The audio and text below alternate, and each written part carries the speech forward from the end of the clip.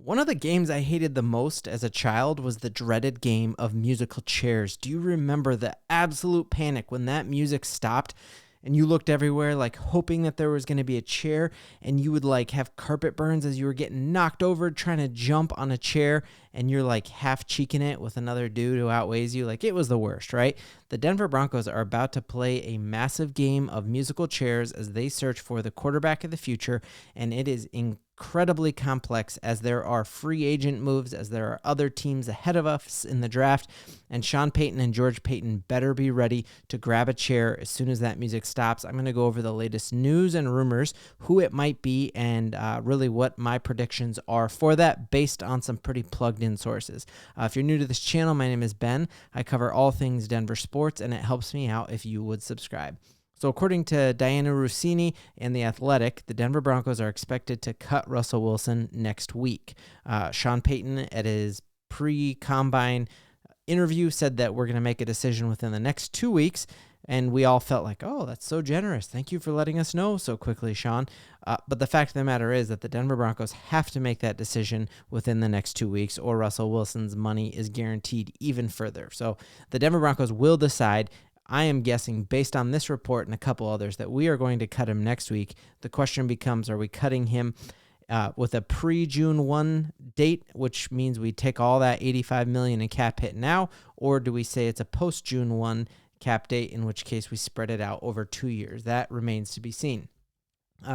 There are more and more rumors coming out. Is Russell going to Pittsburgh? Is he going to Atlanta? And all of these are important because it's these chairs filling up in this game of musical chairs. And we're going to get to that in 1 second. The other quarterback that's popping up, the other chair that's available for the Broncos when that music stops, we had heard that Kirk Cousins was completely off the table, but now we are hearing from a few sources connected closely to Minnesota, which you got to remember, that's where George Payton cut his teeth and still has tons of friends and family, and all of his media contacts are there.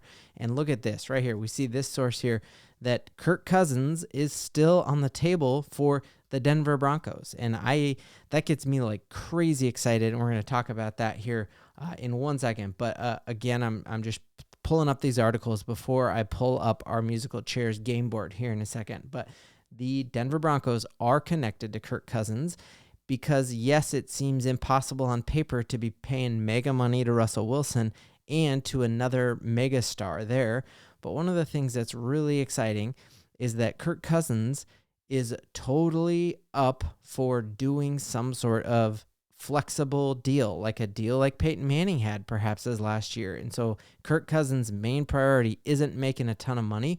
Could he do something where his money is spread out over the long haul? And we know how much Sean Payton loves to kick that can down the road. Could Kirk Cousins do the type of thing where he doesn't care about making it all right now, and so Denver Broncos could make it work with his cap? So let's dive into our game board here and talk about it. So on the left side here of our screen, I have the NFL draft order. The green check boxes are teams I think already are set at quarterback, and then on the right we got all the faces of the big names and what's going to happen. So let's go ahead and play this whole thing out. So I think the Chicago Bears are going to pick Sir Caleb Williams with the overall number 1 draft pick. So Chicago now does not need a quarterback. So who is up and available? We've got Justin Fields.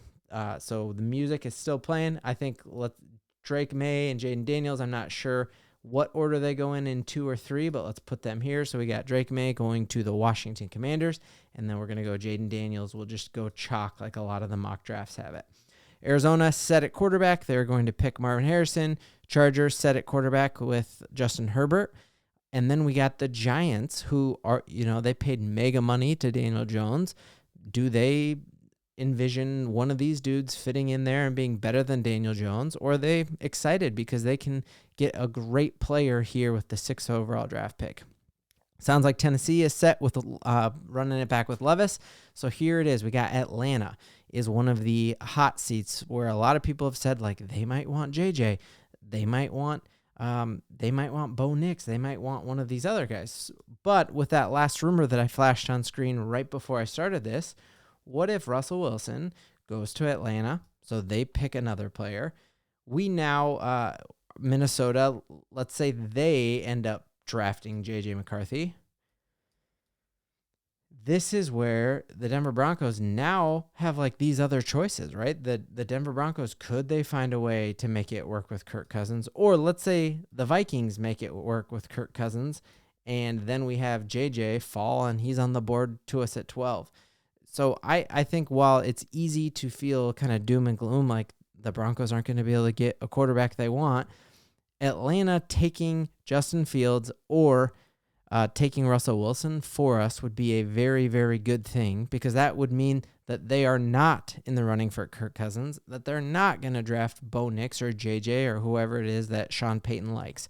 So massive game of musical chairs. Very, very curious what you all think. And as this plays out, what scenario, when I look at all these faces, which one of these would you be most excited about falling to the Denver Broncos in free agency, or falling to the Denver Broncos at 12? Looking at the NFL Combine and just watching some of these throws tonight, I was extremely impressed with J.J. McCarthy, yet I remember the quarterback I was most impressed with recently was looking at Zach Wilson and his throws, and then the Jets got him, and now you're like, I wouldn't even give up a 7th-round draft pick for a Zach Wilson. So the throwing at the Combine can obviously be a lot of hype, but it seems like the Denver Broncos are going to have options, are going to have choices at 12 or in free agency to really right this ship.